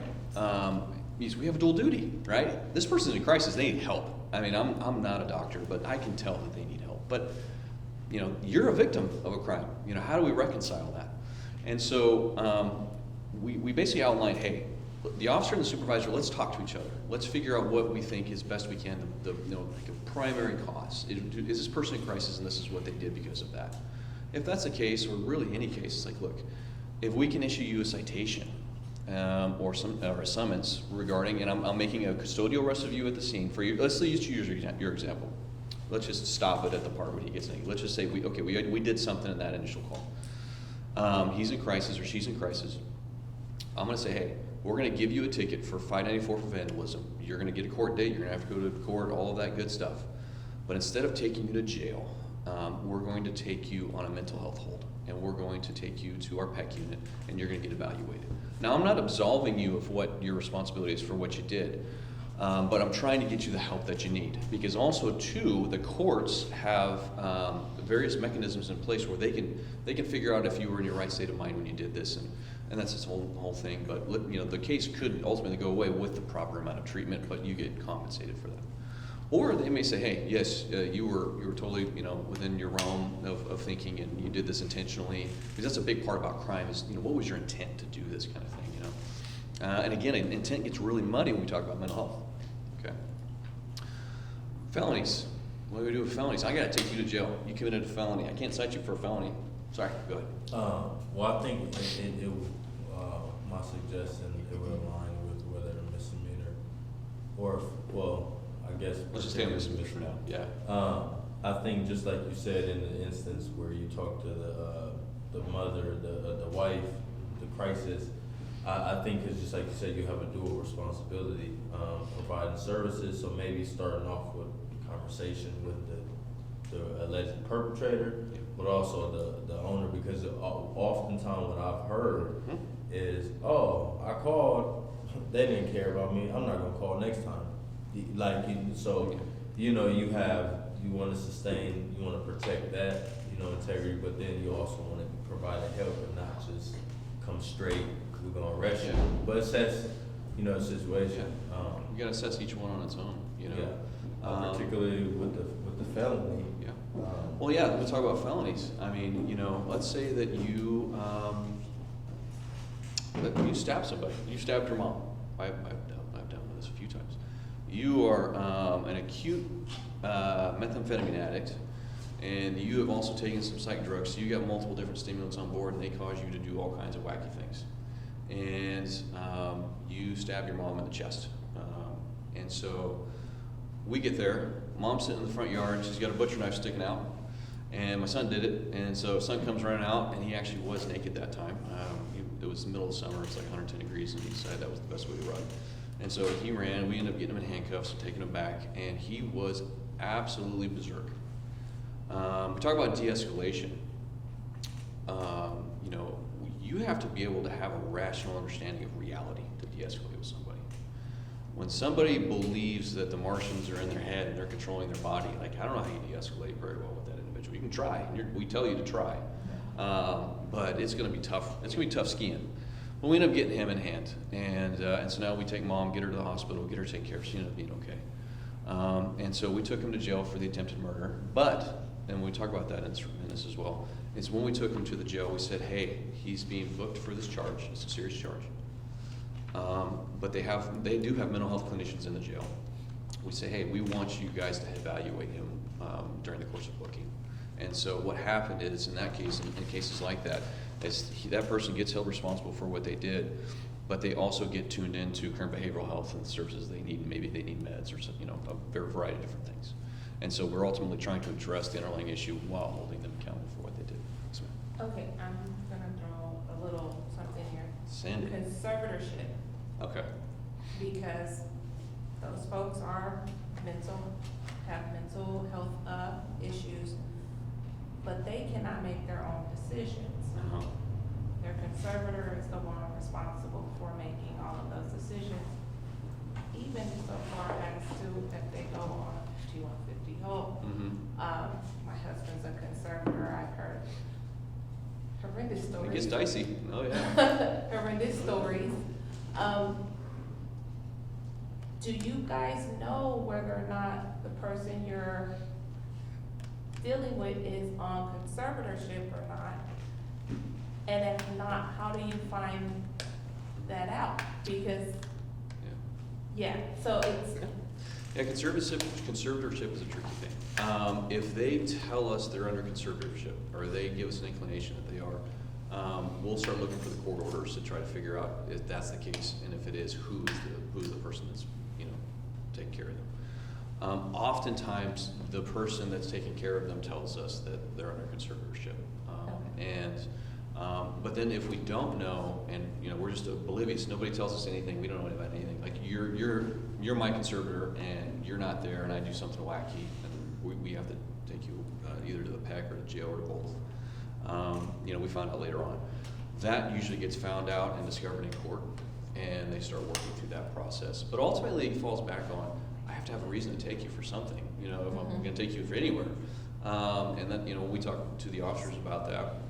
And we deal with it in training. It's okay. Do they meet the criteria of 5150? Did they commit a crime? No and no. Okay. Is there anybody in danger? No. Okay. Is there a reason for you to be there, or is there a reason for you to keep doing what you're doing? You know what I mean? And if there's not, then okay. Do they want to maybe go on a voluntary hold to PEC? You know, they just say, I need help. And I'll say, cool. We'll give you a ride. Do you want to go? Yep. Okay. Hop in the back of the car. Let's go. PEC, real quick. Yeah. What's PEC? PEC. Oh, I'm sorry. It's our center that we take everybody that's going under 5150. So our Mary Kay Shell. Yeah, they changed the name of it. Mary Kay Shell. Mary Kay Shell. What's the acronym? What's PEC? They just changed. Yeah. Thank you. Okay, and that's not, okay, so Yeah. the jail, having them assessed in the jail is different than that. Yeah, it's different than that. Same. It's still current behavioral health, but it's just it's a different place. Sorry. I know the acronym. Yeah, but yeah, I mean, you know, that's conservatorship is a thing, but you know, at the end of the day, we have to have a reason to do what we're doing.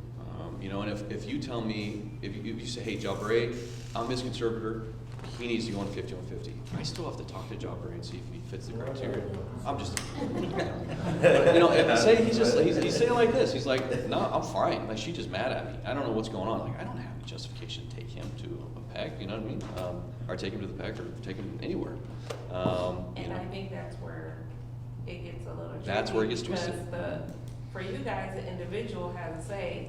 Sure. As far as their conservatorship, they don't, Mhm. and the conservators, them. Under the universe of your decision Yes. making. Now that's the key distinction we need to make. Under your distinction, you can tell them what to do, and you can do all that. You can make all of their decisions for them. My decision to take them forcefully to violate their constitutional rights, I have to have a justifiable reason to do that, and that's the crux of it. You know, anyone that commits a crime, and that's, you know, coming from someone that was, you know, on the other side, it should be some type of, you know, ramification for the community's sakes. But I think, just like you're saying, if there's an intentional effort upon arresting them of, hey, get this person, you know, checked out, and not leave it on solely on the sheriff or whatever the case may be to determine that. If you're making that effort in your report or whatever, I think that that shows some type of, you know, effort. But Here's the goal is, let's stop the emergency. Let's stop the emergency now. Like, let's stop the threat to life as much as we can. And then once I get things calm, if Steve is trying to attack me, I want you to stop Steve from doing that. I mean, I don't know why Steve's doing what he's doing, but I need him to just stop. He's a big dude, he's hurting me real bad. Now, once we stop that, and that's really the law enforcement crux, right? Is once we stop that, okay, hey, let's figure out what do we do now with Steve? You know, what does Steve need? What does the victim need? Let's not forget the victim in all of this. You know, we have an obligation to the victim. We have an obligation to enforce the laws and, you know, maintain order in the community. But also, too, you know, and this is where the real left turn in our profession has happened over the last decade or so is, okay, yeah, we know we have to do all these things. This is the oath that we swore to. But also, what can we do for Steve? Right? You know, and that's becoming the big question of the day. One of the things I forgot to tell you about is in the debate in our profession is, do we go to these things? Do we go to these types of calls? Sacramento County Sheriff's Office has started, they fired their first shot across the bow. I don't know if you guys know this or not. But they have said, and they have a policy now, if you have not committed a crime and you are not a danger to anybody else, and there's a couple of minor criteria there, we're not going to send deputies to that. We're not going to go. Who said that? Who said that? Sacramento County Sheriff's Office. Sorry, yeah. You know, I think what you're saying right here is kind of like a new philosophical, or Yes. I mean, really, and it's really starting to get me to thinking, not just about what our expectations are of officers, but also a better understanding within the community. Because when you show up, when officers show up in the community, they think that the only thing that they have on their arsenal is their gun or going to jail, the handcuffs.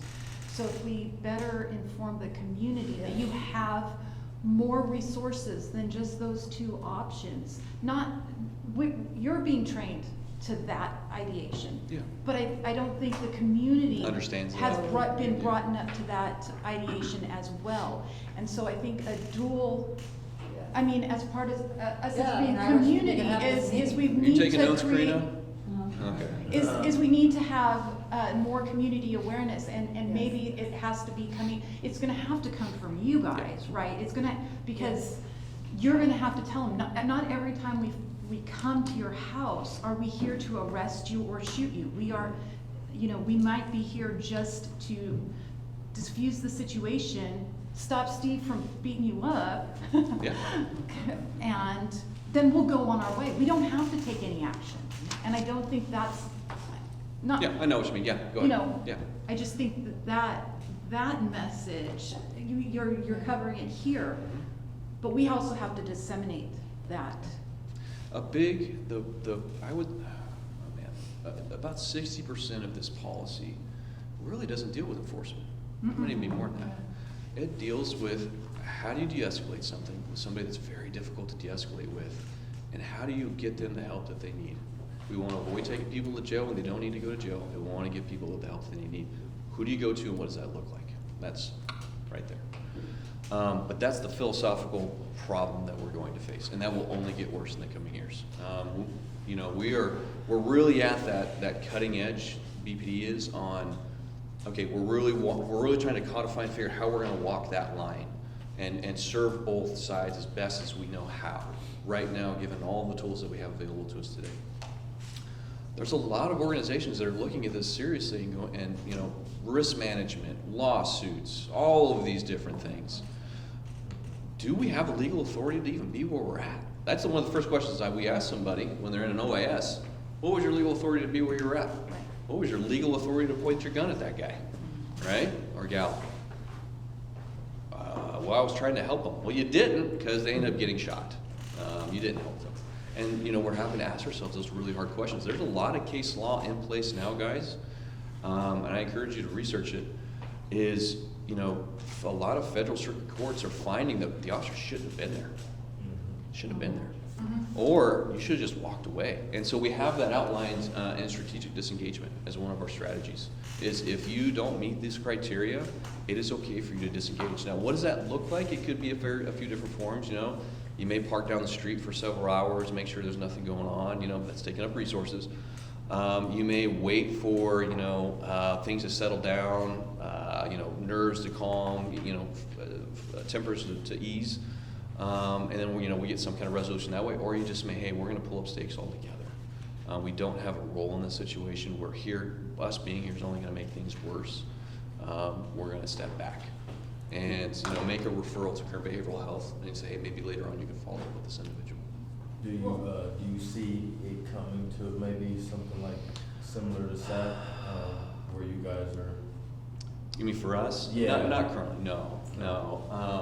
You know, in his justification, the Sac County Sheriff, who's a very thoughtful man, I went to a training course regarding this kind of stuff not too long ago, and he went into great detail about his thought process.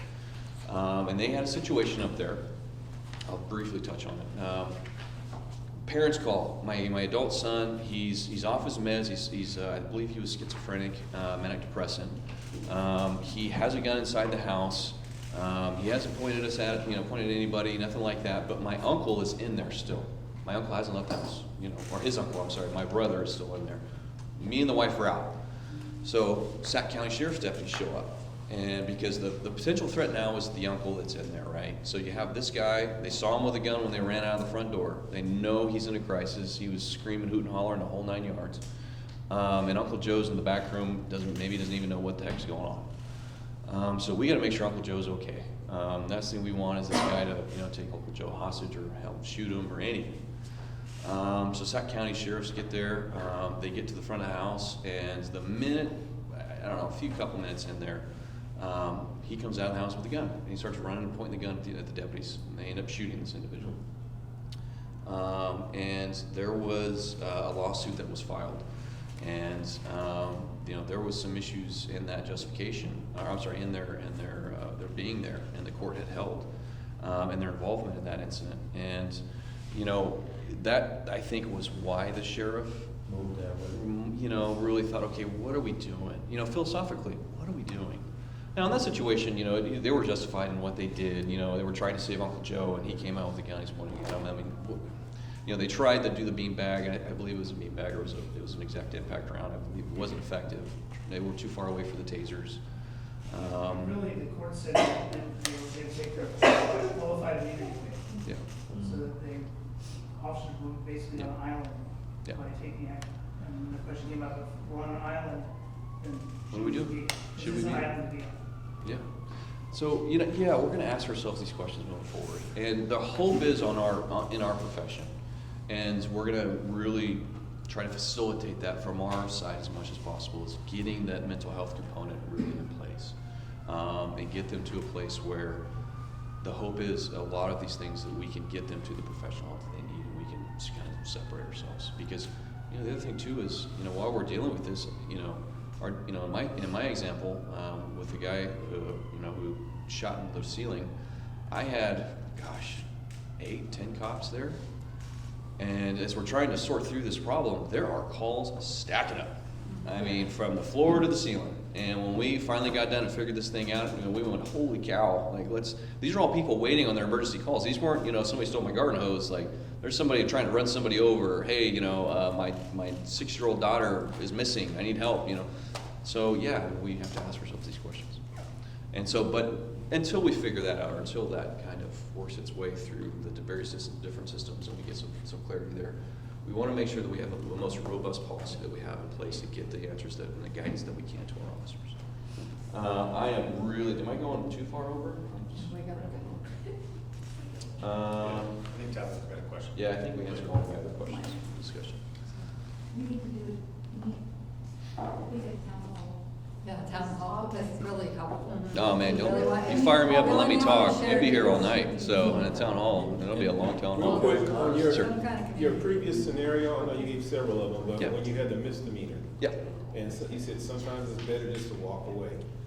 Well, no, it depends. So maybe I didn't get to that part. We got sidetracked. I do this. I apologize.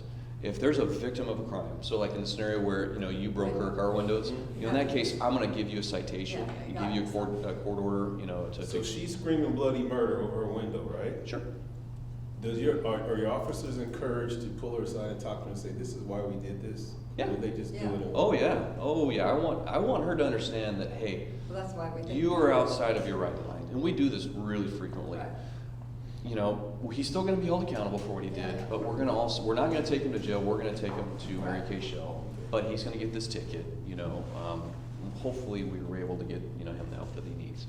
Now let's say that let's say the misdemeanor is a municipal code violation. Let's say that, I don't know, you were in a park past curfew. There ain't no victim to that. You know, it's just a rule that we have, Commonwealth society, that we try to establish some rules to maintain order. Do I walk away from that one? That one, personally, I would be more okay to walk away from. You know, I mean, there's nobody that's being victimized. You know, this person, you know, they're in a park past curfew, and they're, you know, dealing with something. They don't want any help from me, but let's say that they're not 5150 eligible. They don't meet the criteria. They're still dealing with a lot of baggage. They don't want me. They don't want any help from me. They don't want to talk to Matt. They don't want to go to the PAC. They don't want to talk to anybody on the phone. None of that. In that case, I'm going to have my officer go, hey, you know what? Okay, tell them if they change their mind. Here's my card. Whatever. Put a phone number. Put it on the ground. You can pick it up. We're going to leave. 10 years ago, 20. Well, I shouldn't say 10. 20 years ago, that probably wasn't going to be the case. They were going to take you to jail. You know, but things have evolved drastically in the last couple decades. And so we're getting more comfortable now with taking a step back, and we encourage that in our policy. Taking a step back, look at the situation holistically, and then figure out what is the best outcome. You know, sure, by the letter of the law, you're violating the law. Absolutely you are. Is it for our community the best way for us to service by taking enforcement action in that situation?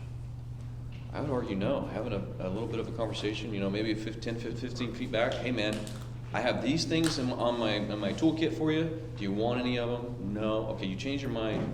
Here's our number. Call 911. Whatever. You know, if you need us, holler, and we can come back for you. I don't want you to hurt anybody else. You good with that? You okay? You just gonna stay here and do your thing? Okay, we're gonna leave then. We're gonna back off. That happens pretty frequently. The issue though is when you have a victim of a crime, and you know our obligation to give them the satisfaction they oftentimes demand. Sir. Just what you're saying is that there is a new idea that you don't always have to have control. Well, I mean, you're always in control, right? I mean, like in our situation, I'm in control. I guess dictating outcomes. Demonstrate. Yeah. Yeah, I mean, you know, me, always going in this linear fashion, Yeah. I guess I should put it, is old thinking, and we're trying to reevaluate that. We're dealing with people and behavior, and the solution may be more nuanced than what you're thinking. And that's how the training is framed to them. Think outside the box, yeah. Yeah. Hey, Captain, just to cover the evolution of this philosophy. Yeah. When was that story you shared with our sergeant? That was that would have been 2018. So what year There's is it? been a process developing a philosophy. Oh, yeah. I'll tell you guys this. I will never forget the first time we walked away from something. I was on the SWAT team, and this was circa 2013, 2012. I'm getting old. My brain's starting to not work as well. It's one of their things. And we got called to a guy who had guns, was suicidal, very similar to the scenarios I've been providing to you. And you know, he was acting very erratic. There's some nuance there to it, but it got so dangerous or so concerning that we got activated. We went out, and so the SWAT team, and I was on that. And we're getting the briefing from the officers that are there, and they're telling us what they got, what they're dealing with. And I'll never forget my boss at the time, a guy named Jeremy. One of the first questions he asked is, "Hey, what crime did this person commit, or is suspected to commit?" And the officer's like, "No, he didn't do anything. No, he's just got guns and he's acting really weird." And we don't want to go in there and go get him. We think he's probably eligible for a hold. Okay. Is anybody in there in danger? No, ma'am, there's nobody in there. Okay, well, we're gonna leave. Like, we're gonna leave now. And I remember at that time, and it was seared in my memory when, you know, he's coming back telling us, "Hey, pack all your gear back up, throw it back in the trunk, go home, whatever. There's nothing for us to do here." I said, "What do you mean? What are you talking about? Like, this guy's got guns in there. He's gonna kill himself. Like, don't we have a duty to do something?" And a bunch of us were upset. I'll tell you that initially, you know, because you gotta think of in the mind of a cop is sometimes my job may be to save you from yourself, right? But he understood things from the bigger picture, things that we understand really now. And it got so bad that a week later he called us all in, and he said, "Hey, you guys are upset, huh?" I said, "Yes, sir, I'm real upset." "Well, let's talk about it." And as he talked about it, it made sense. I said, "You know what? You're right." And so now that's standard operating procedure. Sir? I think, and that's definitely, I think it's safe for policy, but I think with the relevancy of what a lot of things that the community is dealing with, I think the Tabitha point, yeah, I would love to see, you know, a town hall, something like this conveyed. Just particularly this, like I get we talk about a lot of policies and stuff, but a lot of that go above some people's head. Sure. This is more relevant. Practical. Yes. You know, and at least from the air that I have to certain pockets in the community, this often comes up. It's strategies, approaches that's taken, mental health. And like I say, even reading through this, I would elect you to be one of the ones that Oh, but just even looking at it, you reinforcing it, I think it puts a lot of things in perspective. Maybe even those 2 questions you asking. So, because a lot of the time we don't, even speaking on behalf of the community, don't always look at things practical. It's just, it's easier said than done, but then when you put a question like that, it's like, oh, well, how do you how do you solve it? How would you want me to solve it if you were the one with the window, vice versa? So, I definitely would like to see. I think that's absolutely something. You know what, you guys are absolutely right. This is It's something, relevant. you guys are the So first. much is going on Yeah, right now. you guys are the first group of folks that are really digesting this from the outside. And that's why I'm asking a lot of questions, because I want to make sure that, you know, I'm not in my own echo chamber, you know? I want to make sure that what I'm thinking is kind of the same thing that you guys are thinking. Because at the end of the day, we're going to hold officers accountable to this. So I want to make sure that this is something that you guys understand, you comprehend, and that, you know, I don't have the answer to everything. None of us do. And this is one of those subjects that, man, you talk about Rubik's Cube. It's tough. It's really tough. But if I can give you at least a baseline, fundamental understanding of what you're dealing with, and here's some basic tools and training. And this is the outcome I want you to drive to, right? This is the end of the road I want you to drive to. I'm going to, give you as much leeway and authority, understanding where your guide rails are, to really drive towards that outcome that we're looking for. And at the end of the day, this whole policy starts and begins with the reverence for human life and treating people fairly, despite whatever they're doing. And if you keep that in the back of your mind as you're going through this, we'll figure it out. I have one suggestion. Yes, ma'am. And it's about where you guys have the, kind of like what to look for. Maybe look at figuring out how to make an acronym out of it. Okay. So it's something that's a little more memorable. Sure, yeah. Just by looking at it, maybe shorten some of it, and just think of an acronym, because most They might folks have one remember already. acronyms more so for, because you have signs and symptoms that for them to kind of look for. Sure. So how do they, and I guess going back to how do they remember that? Yeah. that's So a good maybe an acronym that they can remember maybe helps them with that more so than trying to remember A through K or whatever Right. it was. So that would be a suggestion. Okay. Maybe See what I look can- at an acronym. So me and ChatGPT can come up with. Just put it in. Yeah, I appreciate that. All right, I don't want to take up any more of the time. I apologize, I ran a little over. Is there any questions or anything that I can handle right now before we break? I think you've answered quite a few. All right, well, that was my job. You You did know, great. I was able to do that, but yeah, and we'll reconvene, I think, and we'll go from there. So please thank you. Take your time, digest it, read it, sleep on it like I did. It took me a year and a half to put that together. So I'm not married to it entirely, so, we'll figure it out. Put a nice review, a good review on Google. No, chop it up. That's what I want you guys to do, chop it up. So, thank you. So we're out of time. Does anybody have anything to share, anything popping someone's Good. mind of something you need to bring to our attention? Happy Thanksgiving? Yes? I would like to say something. We did talk about it on the side, but I would like to put things on the record. So this weekend we had a fundraiser, basketball tournament, Hoops for Change. We fundraised for our youth diversion program. And great community turnout. We had about 80 kids, 80 youth, a lot of community members. And our very own Josh, Lieutenant Finney, showed up and actually played basketball with some of the youth. And so, I had invited him.